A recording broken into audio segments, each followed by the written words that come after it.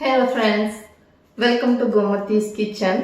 நம்ம இன்னைக்கு பார்க்க போகிறது பார்த்தீங்க அப்படின்னா ஒரு டிப்ஸ் தான். இப்போ வெயில்லாம் நம்ம ஊரில் அடிக்கிறது இல்லையா, சட்டுன்னு நம்ம வேலையை முடிக்கணும். அதுக்காக இஞ்சி பூண்டு பேஸ்ட்டு, அப்புறம் புளி பேஸ்ட்டு, பசங்க வீட்டில் இருக்கிறனால வெல்லம்லாம் செஞ்சு நம்ம பாகாக வச்சுக்கிட்டோம் அப்படின்னா பணியாரம் செய்கிறதுக்கு இல்லை புட்டு செய்கிறதுக்கெலாம் ஈஸியாக இருக்கும். அதனால் வெள்ளை பாகும் 3 தான் செய்ய போகிறோம்.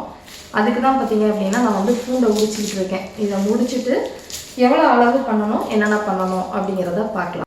பசங்களோட ஃபன் வீடியோஸ் பார்த்தீங்க அப்படின்னா விளாக் சேனலில் புதுசாக ஒரு வீடியோ இப்போ அப்டேட் பண்ணியிருக்கிறேன்.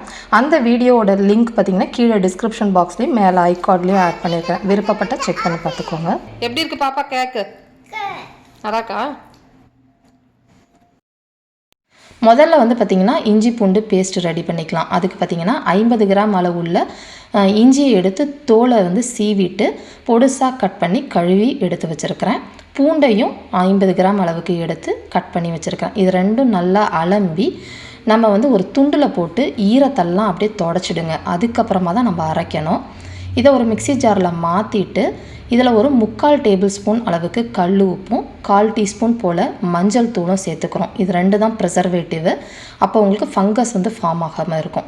கூடவே நம்ம கட் பண்ணி வச்சுருக்கிற பூண்டையும் போட்டு நீங்கள் கொஞ்சம் கூட தண்ணி ஊற்றாமல் இதை நல்லா வெண்ணெய் மாதிரி அரைச்சிக்க போகிறோம்.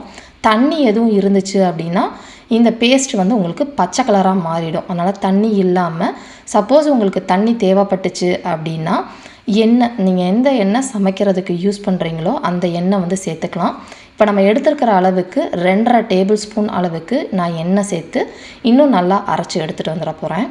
இப்போ பார்த்தீங்கன்னா இந்த அளவுக்கு நல்லா நைஸாக அரைச்சிருக்கணும். இப்போ இதை நம்ம பாட்டிலில் ஸ்டோர் பண்ணி வச்சுக்கலாம். நம்மளோட இஞ்சி பூண்டு பேஸ்ட் ரெடி ஆகிடுச்சு. அடுத்து பார்த்திங்கன்னா புளி பேஸ்ட் ரெடி பண்ணிக்க போகிறோம். அதுக்கு 1/4 கிலோ அளவுள்ள புளி எடுத்துருக்கிறேன். புளி பேக்கெட்டில் போடணுங்கிறதுக்காக நல்லா இடித்து வச்சுருப்பாங்க. அதனால் இதை சின்ன சின்ன பீஸாக நம்ம முதல்ல எடுத்து நம்ம பாத்திரத்தில் மாற்றிக்கலாம். இப்போ இதை நம்ம ஒரு 3 கப் அளவுக்கு நல்லா கொதிக்கிற தண்ணியை ஊற்றி நல்லா ஊற வச்சுடுங்க. நல்லா அகலமான பாத்திரத்தில் வச்சு ஊற வச்சுடுங்க. எவ்வளோ அளவுக்கு ஊறுதோ அப்போ தான் நம்ம அந்த பல்ப் எடுக்கிறதுக்கு ஈஸியாக இருக்கும். இப்போ பார்த்திங்கன்னா ஒரு 15 நிமிஷமாக ஊறிடுச்சு. ஊறின புளியை நல்லா கரைச்சிட்டு நல்லா வடிகட்டியை வச்சு வடிகட்டிக்க போகிறோம். ஏன்னா நமக்கு அதில் இருக்கிற பல்ப் மட்டும்தான் வேணும், சக்கையெல்லாம் தேவைப்படாது. நல்லா வடிகட்டினதுக்கப்புறமா இந்த சக்கையை எடுத்து திரும்ப நம்ம தண்ணி ஊற்ற போகிறோம். இந்த டைம் பார்த்திங்க அப்படின்னா நீங்கள் 1 கப்பு அளவுக்கு மட்டும் தண்ணி ஊற்றிக்கோங்க, அதிகமாக ஊற்ற வேண்டாம். இது ரொம்ப நேரமும் ஊற வேணாம். ஒரு 5 நிமிஷம் மட்டும் நல்லா ஊறினதுக்கப்புறமா கரைச்சி வடிகட்டிக்கலாம். இப்போ கரைச்சதை அதே மாதிரி வடிகட்டிட்டு இன்னொரு தடவை நம்ம 3வது தடவை ஒரு தடவை செய்ய போகிறோம். 1 கப் அளவுக்கு தண்ணி ஊற்றி 3 தடவை செஞ்சதுக்கு அப்புறம் பார்த்திங்கன்னா நம்மளோட புளி பேஸ்ட்டு இந்த அளவுக்கு தண்ணியாக இருக்குது. இப்போ இதை அடுப்பில் வச்சு காய்ச்ச போகிறோம். இந்த மாதிரி ஒரு அகலமான பேனில் நீங்கள் ஊற்றிக்கலாம். புளி பியூரியோட கன்சிஸ்டன்சி பார்த்திங்கன்னா இந்த அளவுக்கு இப்போ இருக்குது. மொத்தமாக 5 கப் அளவுக்கு நமக்கு கிடச்சிருக்கு. இப்போ இந்த 5 கப்பு பார்த்திங்கன்னா மிதமான தீயில் 3 கப்பாக நமக்கு இந்த அளவுக்கு சுண்டி வரணும். ரொம்ப அதிக தீயில் வச்சிங்கன்னா ஒரு மாதிரி கடுப்பு வாசனை அடிக்கும். அதனால் மிதமான தீயிலேயே இந்த அளவுக்கு சுண்டினதுக்கு அப்புறமா ஆற விட்டுருங்க. ஆறுனதுக்கு அப்புறமா தான் நம்ம பாட்டிலில் ஸ்டோர் பண்ணி வைக்கணும். இப்போ அடுத்து பார்த்திங்கன்னா நம்ம வெள்ளைப்பாகு ரெடி பண்ணிக்க போகிறோம். அதுக்கு 1/4 கிலோ அளவுக்கு மண்டை வெல்லம் எடுத்துருக்கிறேன். இதை இடித்து எடுத்துகிட்டு வந்துடுறேன். இப்போ இடித்த வெல்லத்தை ஒரு பாத்திரத்தில் மாற்றிக்கோங்க. இதே மாதிரி நீங்கள் கருப்பட்டியும் செஞ்சு நீங்கள் 1 மாதம் வரைக்கும் வச்சுக்கலாம். இப்போ எந்த பாத்திரத்தில் நீங்கள் வெல்லத்தை போட்டிருக்கீங்களோ அது முழுகிற அளவுக்கு தண்ணி ஊற்றிக்கோங்க. நார்மலாக வெள்ளைப்பாகு எடுக்க கொஞ்சமாக தான் தண்ணி ஊற்றுவோம். பட் இது ஸ்டோர் பண்ணி ரொம்ப நாள் வைக்க போகிறோங்கிறனால வெள்ளைப்பாகும் வெந்து வரணும். அதுக்காக நிறையாவே தண்ணி ஊற்றிருக்கிறேன். இப்போ இதை அடுப்பில் வச்சு முதல்ல மிதமான தீயில் வெல்லத்தை இந்த மாதிரி கரைச்சிக்கோங்க. கரைஞ்ச வெல்லத்தை அடுப்பை ஆஃப் பண்ணி இதில் இருக்கிற கல், தூசு, மண்ணெல்லாம் வடிகட்டுறதுக்காக வடிகட்டி எடுத்துகிட்டு வந்துடலாம். இப்போ வடிகட்டின வெல்லத்தைன்னு பார்த்திங்கன்னா திரும்ப நம்ம அடுப்பில் வச்சு காய்ச்ச போகிறோம். இந்த மாதிரி சன்னமாக உள்ள வடிகட்டி எடுத்துக்கோங்க. அப்படி இல்லைன்னா நமக்கு ரொம்ப அந்த மண்ணெல்லாம் கூட கீழே விழுந்துடும். இப்போ இதை மிதமான தீயில் இந்த பாகு எப்படி வரணும் அப்படின்னா பிசு பிசுன்னு வரணும். அரை கம்பி 1 கம்பி அந்த அளவுக்கு முருகி போகக்கூடாது. நம்ம இப்போ குலோப் ஜாமுனுக்கெல்லாம் செய்வோம் இல்லையா, ஜீரா பிசு பிசுப்பு பதம் அந்த அளவுக்கு வந்தால் போதும்.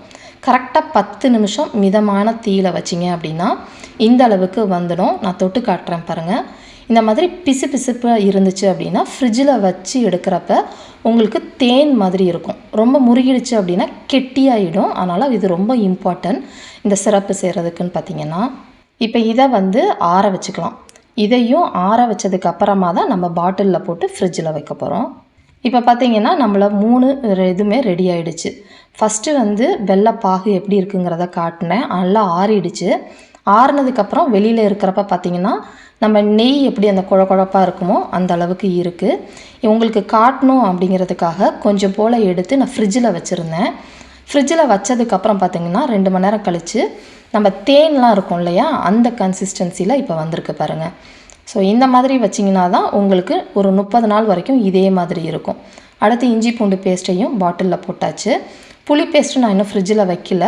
எடுத்து ஆறுனதுக்கப்புறம் உங்களுக்கு இந்த கன்சிஸ்டன்சியில் இருக்குது. இது செஞ்சு வச்சுட்டிங்கன்னு பார்த்தீங்க அப்படின்னா நம்ம கிச்சனில் வந்து ஒரு அரை மணி நேரத்துலேயே வேலையை முடிச்சிடலாம். காய்கறிகளை வந்து நம்ம ஹால்லேயே உட்காந்து கட் பண்ணிவிட்டு போய் நம்ம செய்ய ஆரம்பித்தோம் அப்படின்னா கடகடன் வேலையாகிடும். இந்த வீடியோ வந்து உங்களுக்கு பிடிச்சிருக்கும்னு நினைக்கிறேன். பிடிச்சிருந்தது அப்படின்னா கண்டிப்பாக லைக் பண்ணுங்கள், கமெண்ட் பண்ணுங்கள். மறக்காமல் கோமதீஸ் கிச்சன் சேனலையும் சப்ஸ்கிரைப் பண்ணி வச்சுக்கோங்க. தேங்க்ஸ் ஃபார் வாட்சிங்.